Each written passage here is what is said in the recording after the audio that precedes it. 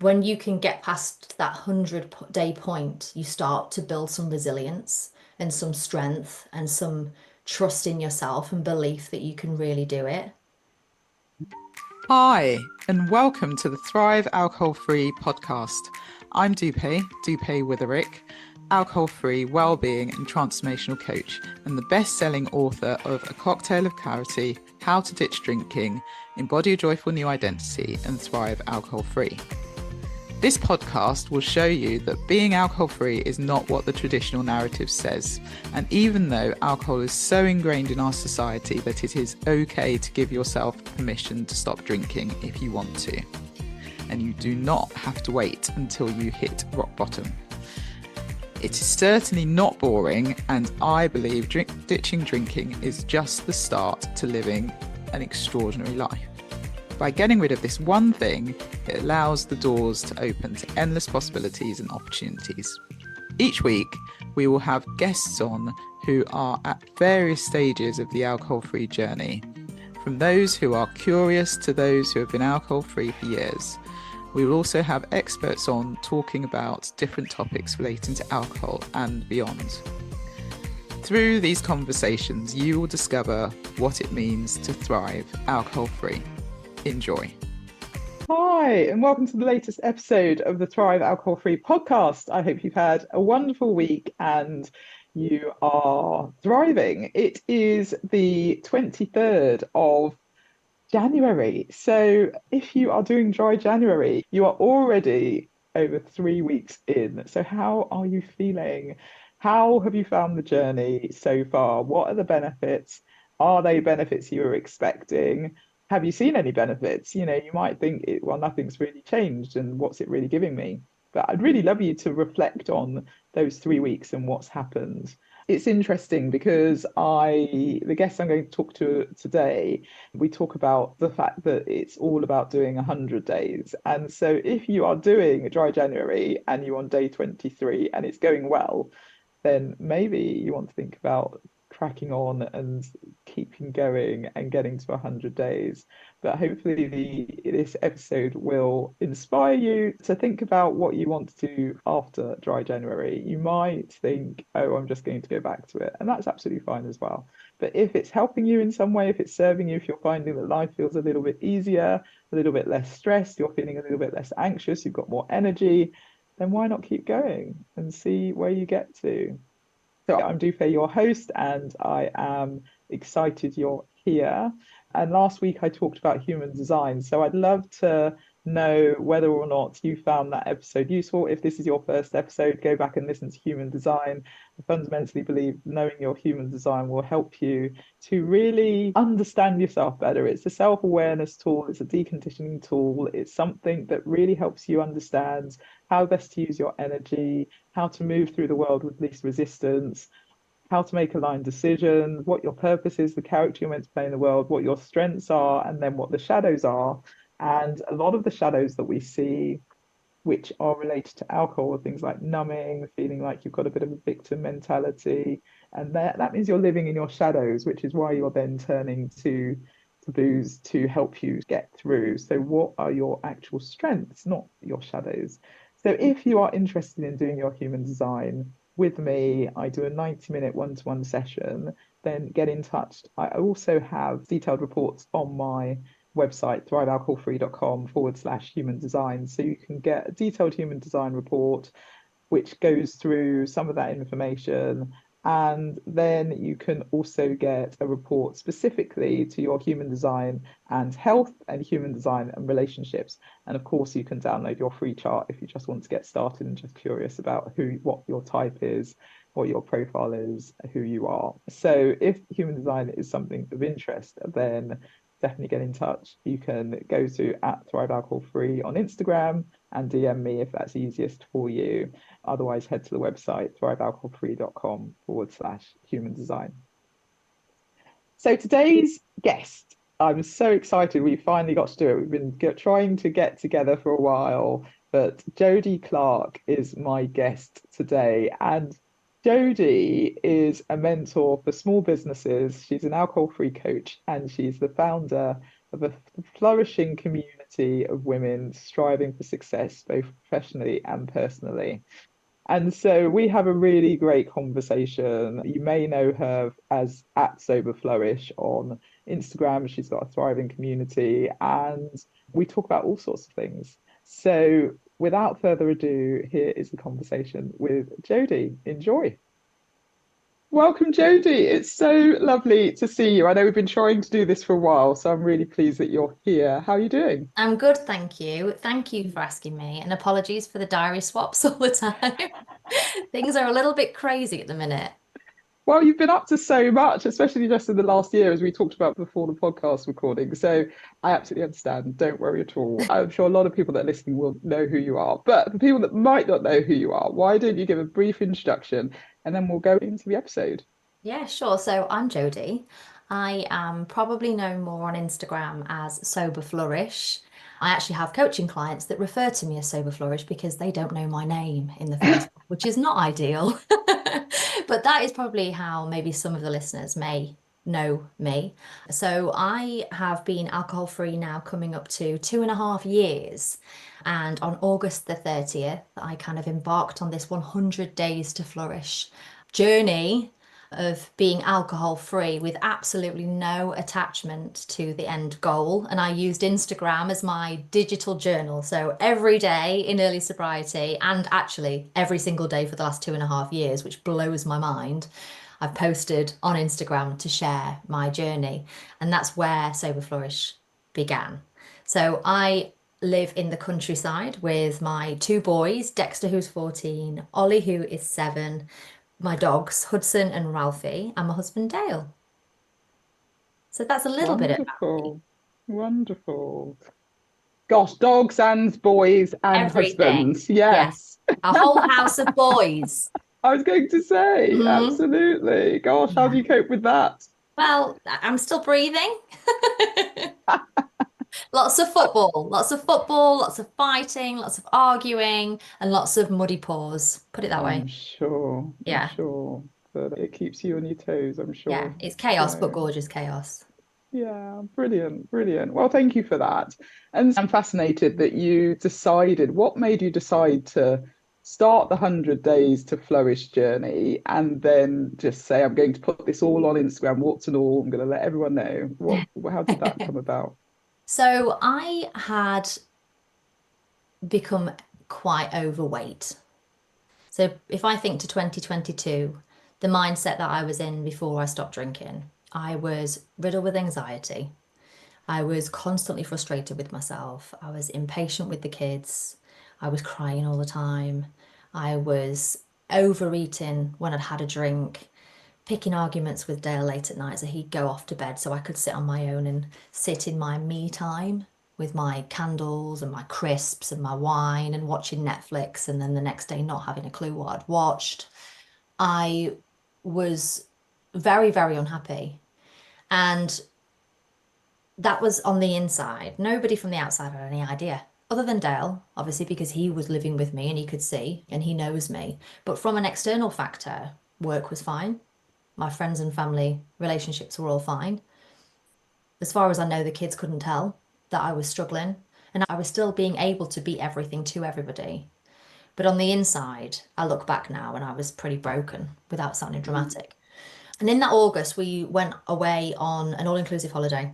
And we didn't drink all day. We would have a couple of drinks at night, but we were guaranteed at the end of the evening to take a bottle of Prosecco back to the room with us.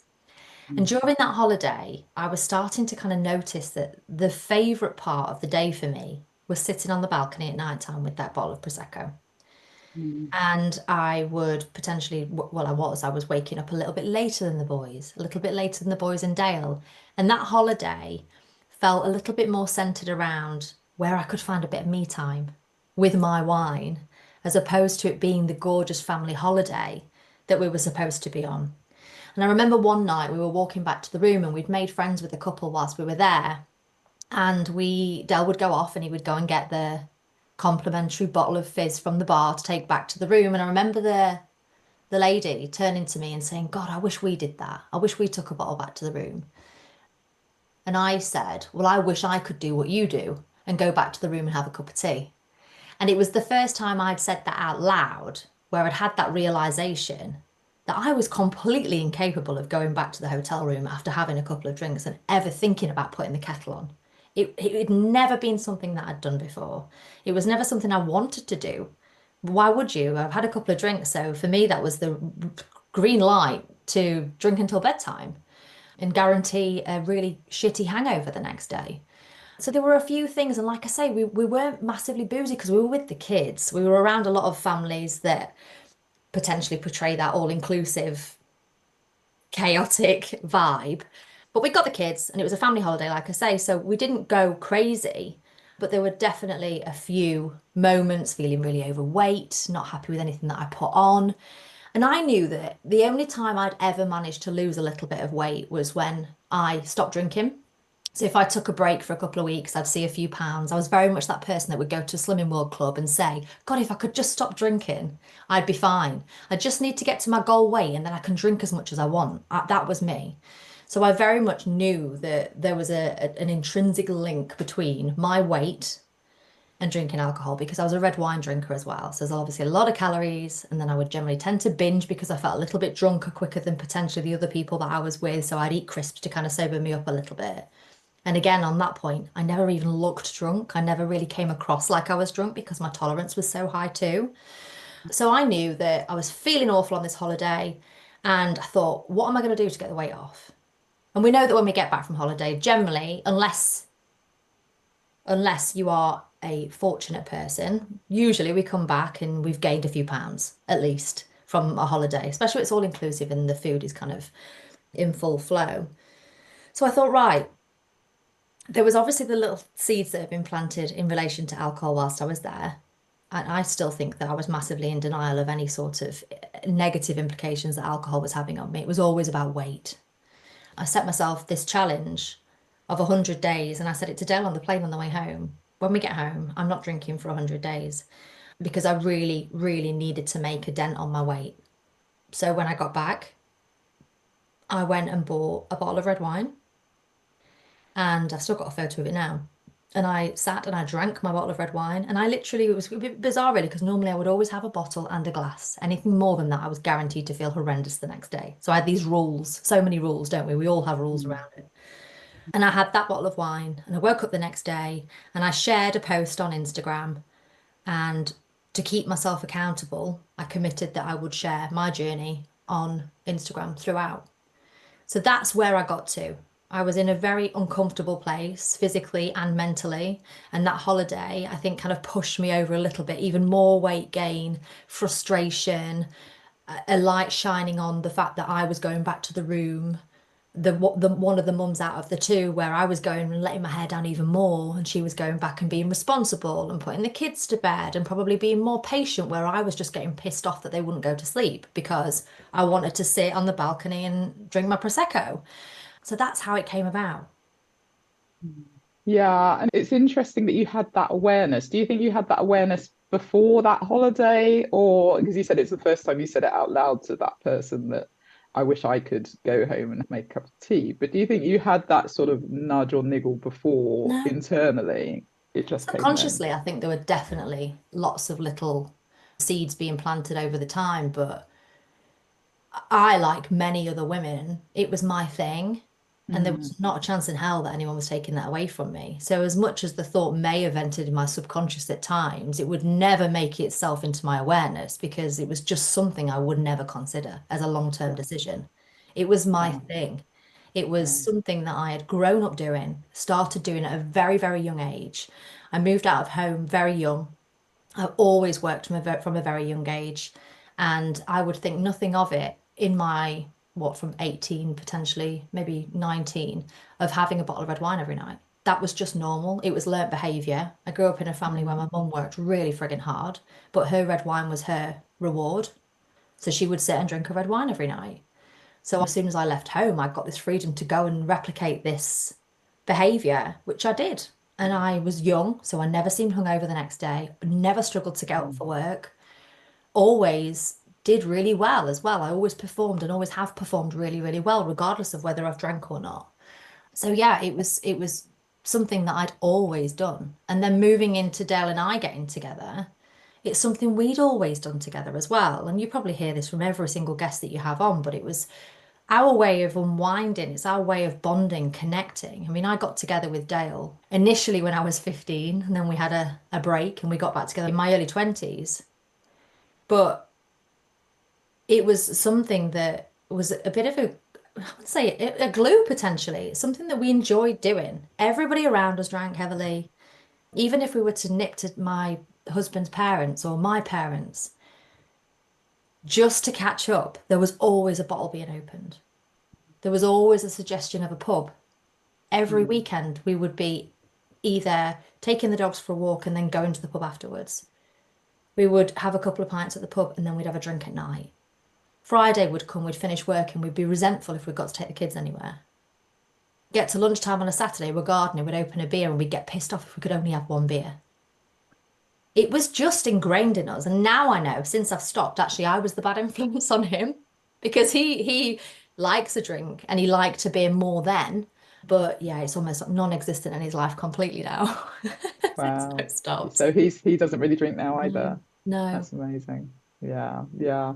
It is, I pick up on the word learned behavior. It Mm, absolutely is, isn't it? It just becomes a bit of a habit. And I think this is what a lot of people don't appreciate. A lot of people think that because it's a habit, because everyone does it, because, and as you said, mm, no one seemed to think there was anything you had an issue. It was all internal, it wasn't mm. external. You were perceived to be doing everything right and everything was going well. And so that is what I think people struggle with when it comes to maybe even saying I'm going to take a break, let alone take a 100-day break. That's huge, right? Yeah. So what would your advice be for someone who's maybe thinking, well, I'm not that bad and it's Mm. just a habit, but I know it's probably not serving me. What would your advice be and why the 100 days for you? Yeah, well, I think it's that digging into, you just said there, it's probably not serving me. It's about you and it's about making it about you. Because if it is becoming problematic for you, whether you're showing up for work sick or calling in work sick, or you're cancelling plans, or you're relentlessly asking your partner to get up with the kids when you're supposed to be taking it in turns like I used to. You are waking up and you've got this negative self-talk. The first thought on your mind when you're waking up is, you've gone overboard again. I knew you were going to do it. If there are things showing up where it is seemingly problematic for you, that should be a trigger. It should be something that should be a red flag. And taking it seriously as well. I think that, like you say, it's so normalized by everybody else. And unless we're losing our license or unless we're forgetting to pick the kids up from school pickup or we've got really sloppy, obvious behaviors, people think that it's not a problem because there's nothing externally the matter. But my advice there would be is to be connected, stay connected with yourself. And if something feels off, try a break. Try a break from it and then see what difference that is making. Whether that may be a month, whether that might be 100 days, that's down to the individual. For me, 100 days was a big enough goal for me to really get stuck into submerging myself in education. Because if it was just a month, I would have white knuckled it through on willpower. Because I'd Mm, set myself the 100 days, I knew I needed to embody it. It needed to become everything. I needed to eat, sleep, and breathe sobriety and tips and community. And for it to be a habit, I needed to kick that habit and then try and replace that with a healthier coping strategy. And we know generally there's lots of numbers banded around how long it takes to form a new habit, how long it takes to kick a habit. But from mm, experience, from the women that I work with, the 100 days is the golden point because I think that it's such an emotional roller coaster for the first few months, especially. I think it can be an emotional roller coaster all of the time, to be honest with you. But when you can get past that 100-day point, you start to build some resilience and some strength and some trust in yourself and belief that you can really do it. mm. Did that answer your question? Yeah, really good. And I absolutely agree. I think the 100-day mark is the mark. But Mm, for someone who might be thinking, well, gosh, 100 days does feel like a lot, what could their starting point be? And what would your three tips be for someone mm. who's starting this journey? I think don't think too far ahead to begin Mm, with. You may have that overarching goal of 100 days in your head, but break it right down. And it mm, depends on your starting point too, Dupe. I think that if people are daily drinkers, then focus on we're not just drinking today. We're just not drinking today. mm, For me, it was a week by week because weekends were my time where I would drink every weekend. Sometimes it's a mm, Thursday, but the majority of the time it was heavy on a Friday, a Saturday, and I was guaranteed to wake up with a hangover on a Monday. So for me, it was getting through each week. Once I got into my office on a Monday morning and I could put off mm, another mark on my mm. tracker that I'd printed out, Yeah. I felt such a sense of achievement because that week was mine. So break it down rather than looking at the longer term goal, break it down into manageable chunks. Mm, The second one would be to be open and honest. And I think that there is a lot of resistance from people to share why and to share that they are taking a break from alcohol. Understandably so, because we are sometimes not met with the tone and the understanding that we really would like to mm, think we would show other people. But I think communicating why you're doing it and how much it matters to you and how much their support will help you too. We shy mm, away from it because we're afraid that we're going to be confronted with negativity. When in actual fact, not a lot of us have actually got a lot of evidence of somebody making us feel absolutely awful. We just feel like that is what we're going to be confronted with. So I would mm, say bring people along the journey. If I hadn't have told Dale, the poor guy, every single emotion and mood and thought that was going through my head in that 100-day period, I'm not sure it would have been as much of a success because he wouldn't have been able to behave in a way that wasn't going to ruffle my feathers, upset me, trigger me. If I hadn't have said to him, look, we've spent the first month of you having a couple of beers in the living room on a weekend, and I've just taken myself up to bed to have my cup of tea and stay out of the way. But I've got to mm, tell you I can't keep doing this and it's triggering me and I want to start watching movies again together. yeah, That would have been a blocker for me because I would have felt more resentful. I would have felt a resentment to him that I'm taking myself off out of the way when actually, could you not just hide the can? Could mm, you just have a can in the summer room and then we'll have a mm, watch a film together? Can you not try mm, alcohol-free beers? And that conversation was what made him then switch to the alcohol-free drinks. Then we started to mm, test those out together. So I mm, think communication is a big one, breaking it down, like I say. And I think definitely find your tribe, find your community, find your people online or in person, wherever that might be, that you can show up and be yourself and not have the fear of judgment. So being around other like-minded men, other like-minded women, whatever it may be, mm, because I think that there is so much power in being able to share your story and feel validated and heard and seen and supported. mm. I think they would be I've got loads. I could talk about this forever, as you know, but they Yeah, would probably be yeah, my top three in early sobriety, the things that really made a difference for me. yeah. And that's so helpful. I think communication, absolutely, especially with the people that you are with, your partner at home, is key. You can't not tell them because it's hard on you both. And it doesn't mean they need to stop either. You're not, as you said, Oh you no. don't tell them what to do. It's not about that. This is your journey, but it's you making it non-negotiable and saying, this is what I'm doing. I'd Yeah. like your support, and this is what Yeah. I need. And generally, as you say, people are okay. And it was funny what you said about telling other people and people judging you. It's so in our head, isn't it? We really think that everyone we meet is going to think we're weird, and it's only because we're projecting. For me, when I was drinking, anyone who didn't drink, I didn't trust. I was like, yeah, Same. you Same. know, they're boring. I was Yeah. like, what's going on? What happened to you? What's the Mhm. reason? But so people are just projecting their own Completely. thoughts, and actually, most people aren't that rude that they're going to make you feel awful, but they might ask questions. And again, when I think people are asking me lots of questions, it's because they probably are thinking about their drinking. So Yeah. you're absolutely right. We make this really big deal in our heads about what will others think, Mm. but you can't live life for someone who you probably won't even see in the next 10 years. Mm. Yeah. because they told you you need to keep drinking, or Yeah. why aren't you drinking? It's so strange. I think it's interesting as well because we're naturally curious as human beings anyway, aren't we? But I Mm, think that somebody in early sobriety, I certainly was, I was defensive. So almost mm, when somebody would ask me, I couldn't tell you now if it was from a place of curiosity or not because I was instantly, I got my guard up. yeah, yeah, yeah, And then once I'd yeah, spoken, I was then worried that I'd over-egged it. Have you yeah, been defensive? Did you yeah, explain too much? yeah, We're in our own heads so much, aren't yeah, we? But I think a lot of the absolutely. time it comes from a place of us being guarded and defensive, and rightly so, because it's a big decision and it's not widely accepted. But yeah, I think naturally people are curious. It's something Yeah, new in a lot of circles, isn't it? Like, why? mm, Why would you yeah, want to do that? yeah, yeah.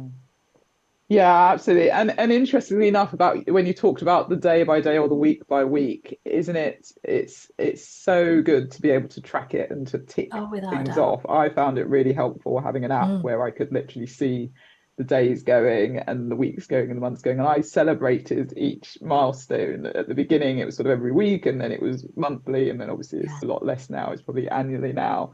But that is such a helpful tip. And I think we talk about binge drinking a lot as well in the UK.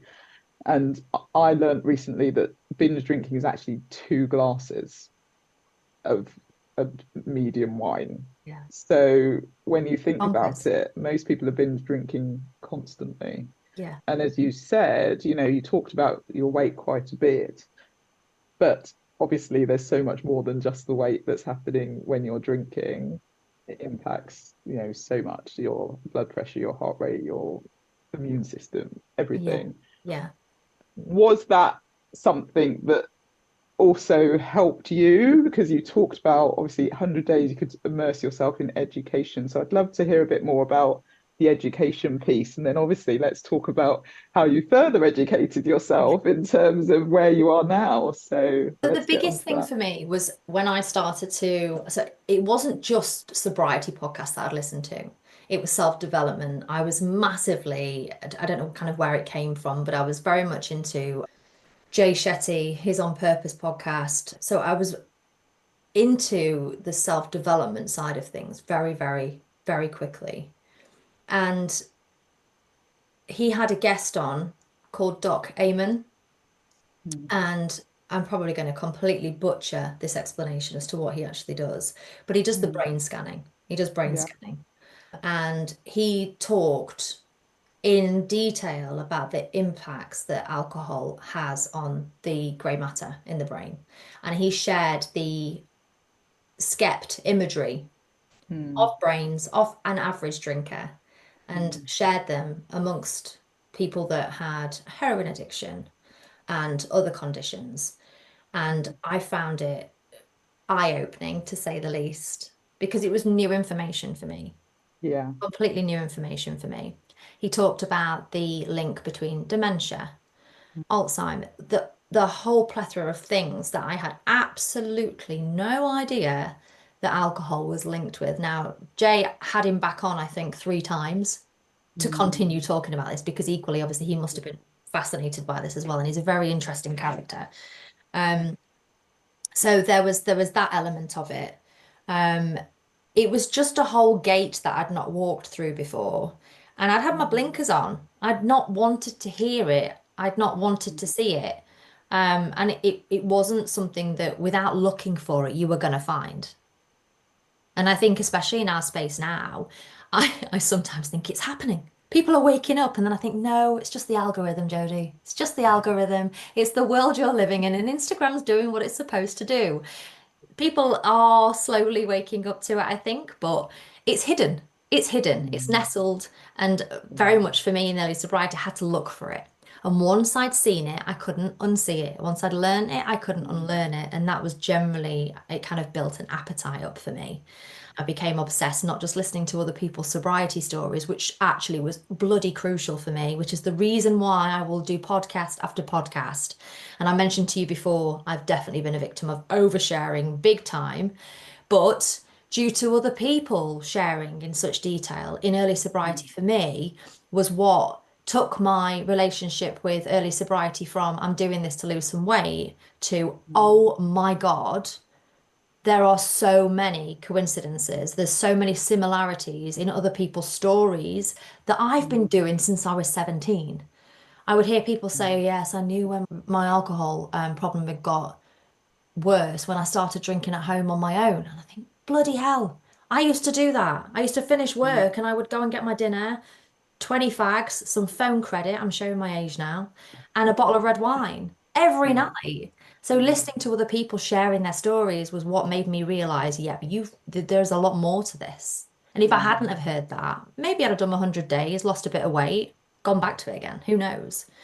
But the goodness in that for me was listening to the William Porter, Alcohol Explained, really starting to understand that there was a whole lot more going on. Building a passion when I learned about the pinking of the market, learning how advertising companies are targeting women. It started to blow my mind, and that sort of thing fascinates me. So it built momentum. That was something a lot bigger than just losing a bit of weight. mm. Yeah, and it's so true. And I always say that becoming alcohol free isn't just becoming alcohol free. It's absolutely a personal growth and transformation journey. 100. And as you say, if you do a month, yeah, you'll white knuckle it through and you'll just sort of think, okay, well, I've stopped for a month, perfect. But when you actually choose to do this for longer, Mm, you do get into that whole personal development, yeah. self-development. You want to better yourself. You realize you have all this time, all this energy. You don't want to waste time. You want to do more. And your whole mindset shifts. And you do realize how much of a, I say it's a technicolor thing, isn't it? You've been walking around in a bit of a grey blur. And Yeah. I know it was funny. I'm in Marrakesh at the moment.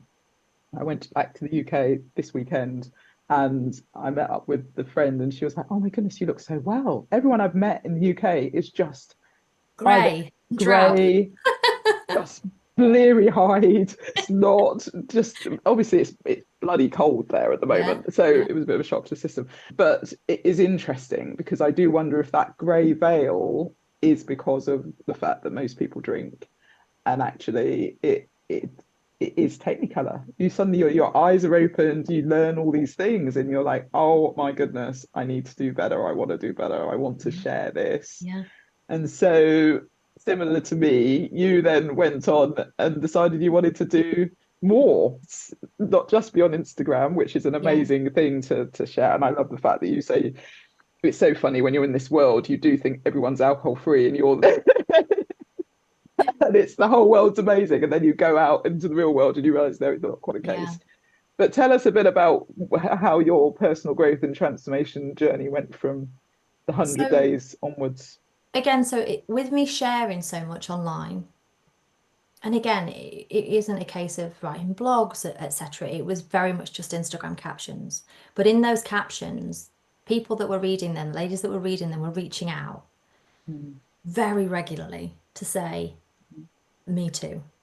mm, I didn't know that everybody felt like this, or there were other people that felt like this. I thought it was just me. That was a very mm, common theme. I thought it was just me. mm, And as time went on, I was spending a lot of time voice noting, chatting to other women, and kind of sharing experiences. And I've got a wedding coming up. Have you got any tips? And that sort of thing. But equally, I also found that because of the nature of Instagram and also the alcohol industry, but in terms of the topic, there would be the occasional person that would come through that did have a dependency, that they would call themselves an alcoholic. And I was very much not in the right place to be giving advice, giving it guidance, giving tips. Obviously, support will always be given, but I kind of felt to myself that morally, I wanted to be in a position that I could help, refer, or offer guidance to people, like I say, from a moral perspective. So it was never the intention that I'm going to become a coach. I've even got a podcast on my website where it's quite funny, actually. I actually say, I will never be a sober coach. There are enough sober coaches out there. That's not something I'm going to do. It's literally out there. So there was no intention of it actually becoming. something that I would do. I wanted to, and I can even remember speaking to Andy because when you enroll on his course, he will call you out of the blue, completely took me by surprise. I was on holiday. Hi, Jodie, it's Andy. Andy who? And I remember specifically saying to him, I just want to be in a place where I feel educated enough to be able to spot the signs that somebody needs more help than just join a community. Join a Mm. community, here's some tips, a few voice notes here. I want to be able to morally do this properly. Does that make sense? And Mm. people might say, for God's sake, you're only sending Instagram messages or you're only popping emails, etc. But it's a big deal. It's a big deal, and I think it's a fine line. So, yes, I wanted to get a qualification to make sure that I felt comfortable in those conversations. And, like, don't get me wrong, it wasn't a regular thing, but I just wanted to do it properly. Does that make sense? Mm. I wanted Yeah. to feel like I was able to support people from an educator standpoint. Anyway, so I thoroughly enjoyed the process. The course with Andy was possibly one of the most transformative things that I've ever done. You have to appear with a growth mindset constantly. Mm. Every single time you've got to appear with a growth mindset, pushing yourself out of your comfort zone, practicing sessions, etc. And it was just the whole experience was absolutely gorgeous. So I qualified in the April, but by which point I'd already created my 100 Days to Flourish program. And I launched that for dry January in 2024. So the intention with that was I wanted to be able to put everything into a service, into a product that would be accessible to anybody that helped me in that 100-day period. Because although it was only 2.5 years ago, you'll know Instagram was very different 2.5 years ago. So to be able to try Mm. and find the information that you needed, you were Mm. scrambling around, trying to find the right people, trying to find the right information, trying to find the right tips, trying to find your people. It was very difficult from Mm. my perspective. So I wanted to be able to put that into a service. It was super accessible for other people to be in an environment where you've got community, you've got support, you've got resources, you've got education, you've got the trackers, you've got the weekly calls, you've got the accountability. And that's where the 100 Mm. days came from. So that was January last year. But whilst I was doing that, I Mm. was obviously then doing my qualification with Andy as well. Yeah. So yeah, so that's where, from a professional perspective, that's how those two things kind of came about and the one-to-one coaching that I'm doing now. Mm. Yeah, I don't know if we've mentioned it. It's Andy Ramage we're talking about. So it's Arete Way coaching. Let's give him a bit of a shout out. So that's what you're talking about, Yes, Jodie. sorry. We were And talking about before we yeah. started recording, weren't we? Yes, Andy Ramage. Yes, sorry.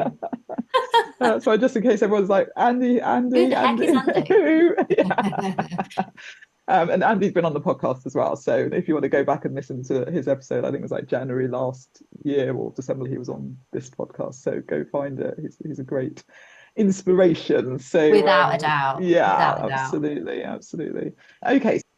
So you then decided to go on and help others. And it's so interesting because what you hear when it comes to coaching is we know it's unregulated. We know you don't actually have to Yeah. have a qualification. You can just, anybody could be a coach potentially. But it says a lot about you and others who we all go out and we want to educate ourselves to make sure we're Mm, helping people in the right way. And as you said, you weren't planning on becoming a coach, you just wanted the education. And then you went through a whole transformative mm, process as well, which yeah. no doubt has equipped you. And then obviously, what then made you think, well, now I'm going to become a coach, having categorically said, I'm never going to be a coach? Do you know, I think it was the belief that I could do it.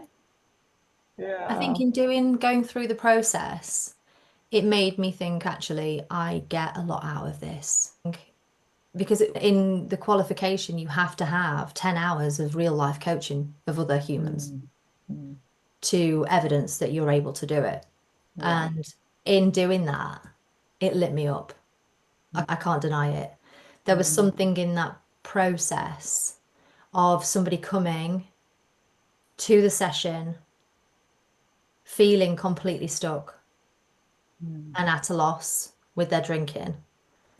And then by the end of the sessions that you've done together, they will revisit everything they shared in the first session. So, for example, in a first session, I always get somebody to list their perceived benefits. So, what is the reason why you drink? And there will always be a crossover with everybody. There'll probably be maybe sometimes at a stretch, maybe 8 things on that list. I'd say half of them are always very common. I drink for a reward, to help me sleep, because I'm anxious, etc. But there will always be elements that are unique to that individual. So by the end of the session, by the end of our time together, we go back and we revisit that perceived benefits list. And 9 times out of 10, there's nothing left on it. They don't see the benefit anymore because of the work that they've done. And in that transformation, in that time, they feel like they've got their life back and they're looking at it through a completely different lens. And that transformation for me just lights me up completely. And that's where I started to realize actually this is where my passion is. This is where my purpose is. Because it doesn't get more gorgeous than that. Yeah. Yeah, it's so true. And isn't it funny that we have all these perceptions of what alcohol is giving us? I mean, ultimately, that is the reason we do it, right? We Without, yeah, wouldn't do it cool. if we didn't think it was giving us something. It's either helping us create a feeling or escape from a feeling. And that's the fundamental of it. But really, what we've done with that is we've put so many rules and so many thoughts around it and really hyped it up to be this massive thing that we can't live without because we are told we need to celebrate, commiserate if it's a sunny day, if it's a winter's day, if it's whatever it is. Yeah.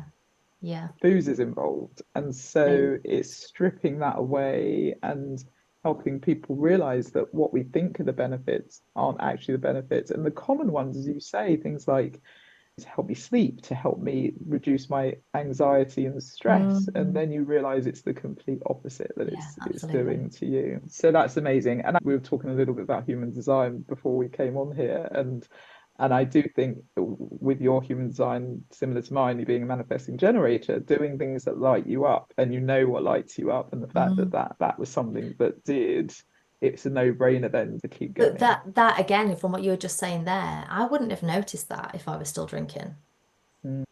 I wouldn't have noticed the things that lit me up. I knew the things that should light me up, like having children and getting married and getting a promotion, all of the surface things that should make you feel a certain way. But only when I stopped drinking did I start to notice things like that. I became so in tuned with who I am or who I've been all along, but just managed to do a very good job of clouding it all with hangovers all the time. But like you've just said there, it's being in tune enough to and clear and having that mental clarity enough to notice the things that light you up and the things that drain you. Being able to put the boundaries in place from things that drain your energy, spend more time on the things that do light you up. None of that would have been possible when I was still drinking. Yeah, and it's a classic thing. I ask people when I coach them, what is it you want? And generally they have no idea what the answer to that is. It's very easy to say what you don't want. Yeah. But to actually really think, what is it you want? Yeah. That is not a question people are able to answer Absolutely at the not. beginning. In the 100 Days to Flourish program, there are some self-discovery forms that I ask the ladies to complete at the beginning. Some don't feel quite ready to, but the majority will do it.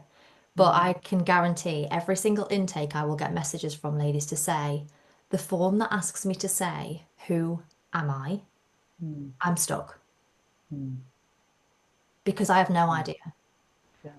And 9 times out of 10, there are women in their 40s, mid 40s, who have had layer upon layer of label upon label applied to us as we're growing up and we're mums and we're sisters and we're friends and we're boss and we're this, that, and the other.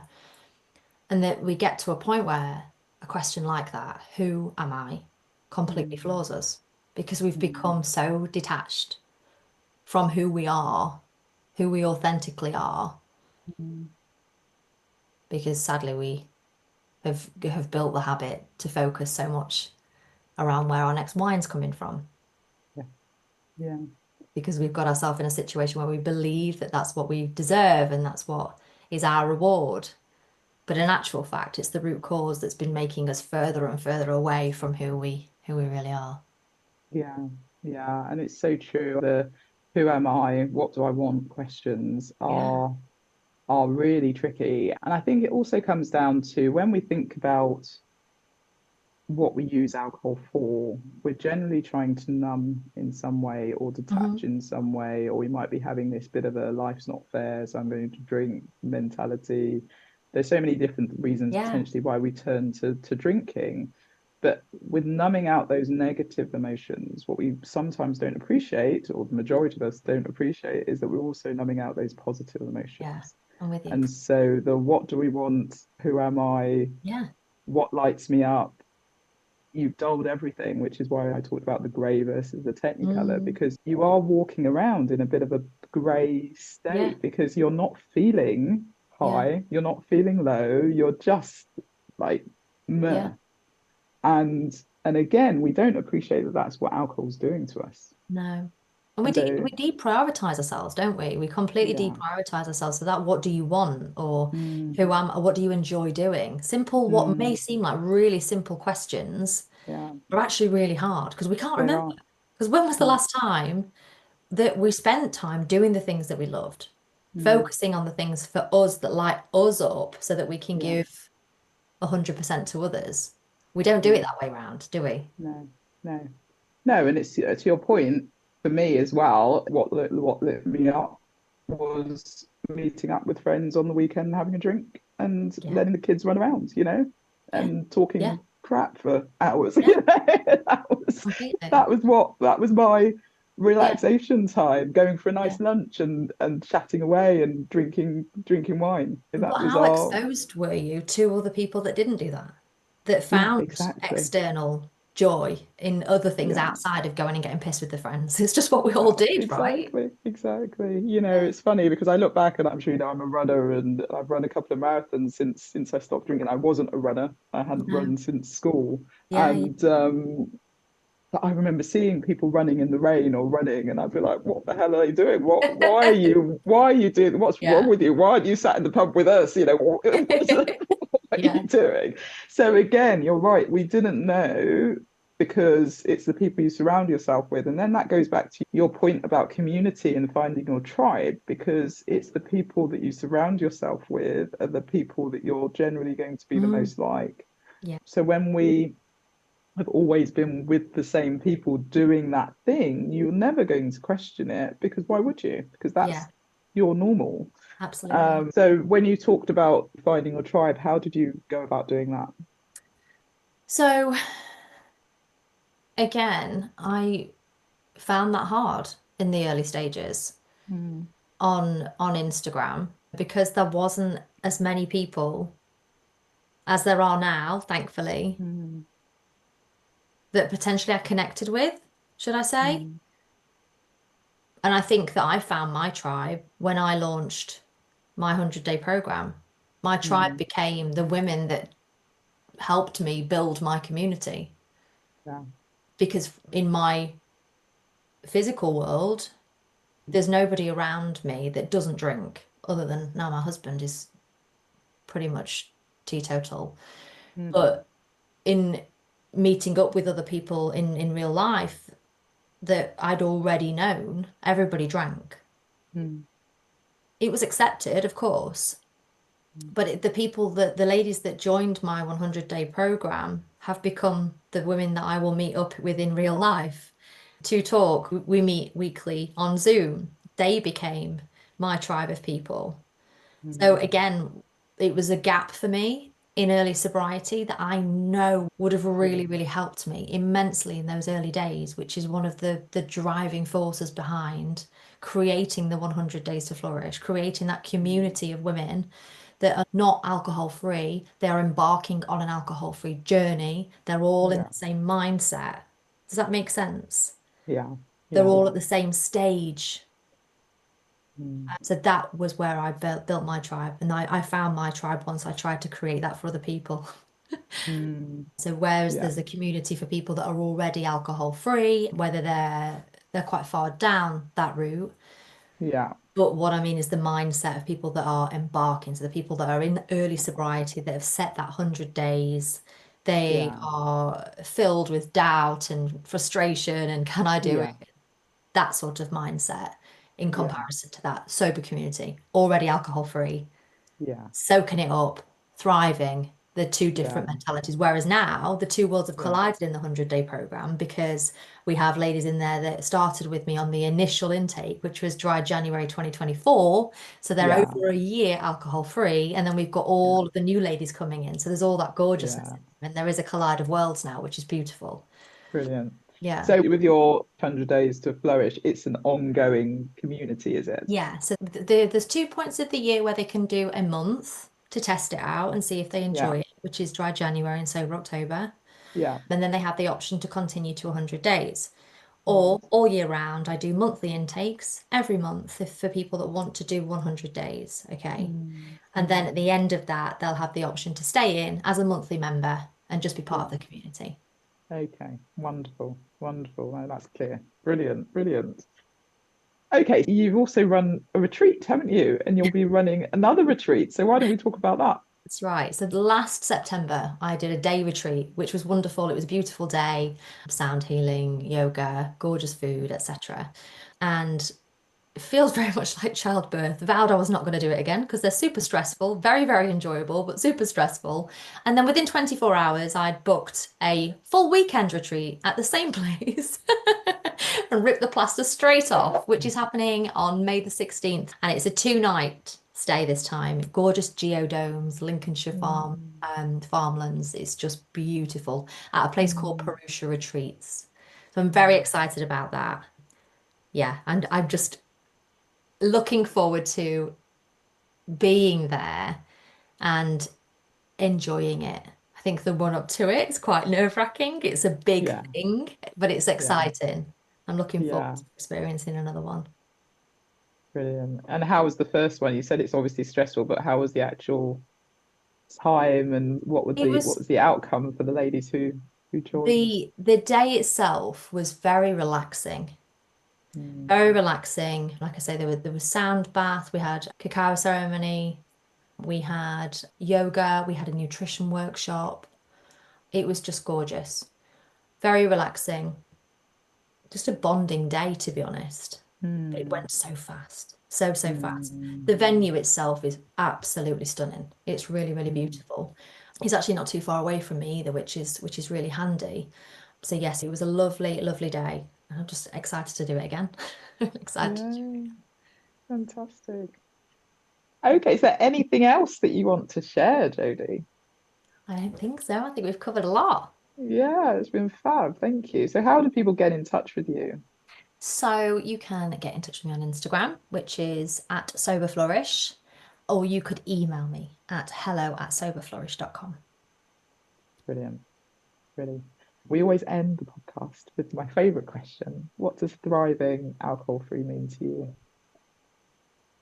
Thriving alcohol free to me means being in line with our authentic self, in peeling the layers back from being stuck in that loop of drinking and rules around not drinking, to Mm, stopping and being able to discover what your values are and who you truly are and being able to live in alignment with them. mm, yeah, that's a great answer. Yeah, it's discovering who you truly are. And I think that's really powerful. And you talked about people in their 40s, and I fundamentally believe that 40 is this point where you will have a choice to either really follow what is probably something deep down, like a whisper or a nudge, versus keeping going. You have this real inflection point, Yeah. and you can either choose to keep going and doing what you've always done and ignoring any nudge or whisper, Mm. or you can make a fundamental change and start living the aligned life, the purpose-driven life, the fulfilled life that you've always been destined for, but you've never really known how to get there. And so I was really fascinated when you said they tend to be people in their early 40s, mid 40s, because it's similar to me, because I fundamentally believe that is the point where you either get to, I'm sure you've heard of the book, The Regrets of the Dying, where you sort of think, why didn't I actually do what I wanted to do? Versus living this amazing, wonderful, fulfilled life that is in everyone. And so your answer there was beautiful. So thank you for that. Thank you. Well, thank you, Jodi. I think this has been so fab, and I know it's going to be helpful for the listeners. So I hope they get in touch with you. You can find Jodi at Flourish, and she posts every day, which is fantastic. And keep going, keep doing what you're doing, and I wish you the best of luck in everything you do. You too. Thank you. Take care. Well, thank you, Jodi. I loved our conversation. I'm really pleased that you got to share your story and everything that you've done since. It's incredible. And well done you for making such a difference to so many women over the past 2.5 years, and being brave enough to share your story from the dot and having that inclination to do it without waiting for the accountability. So I do hope that episode inspired you. And as always, I love to think about the answer to what does thriving alcohol-free mean to you. And I love Jodi's answer, being aligned with your authentic self, peeling back the layers of being stuck in a loop of drinking and creating all the rules around it, and then really discovering your values, who you are truly, and then living in alignment with that. I think that's beautiful. And fundamentally, that's where we all want to be, right? So I hope that inspires you. If you are looking to really get to know yourself better, as I said at the top of this episode, then feel free to find out more about your human design. I'd love to do a one-to-one session with you, or for you to download your detailed human design report. And I look forward to seeing you on the next episode. Have the most wonderful week. Take care. Thank you so much for listening to the Thrive Alcohol Free podcast. If you enjoyed the episode, please subscribe so you get alerted every time I drop a new episode. I'd love it if you could rate, review, and share this episode. Feel free to tag me on Instagram at Thrive Alcohol Free and follow me for daily tips. If you would like to work with me, I offer one-to-one coaching sessions and group coaching program. If you're not yet ready for coaching, I also have a self-paced online course, which is a companion to my book, A Cocktail of Clarity. All the links are in the show notes. I will see you in the next episode. Have a wonderful week. Take care.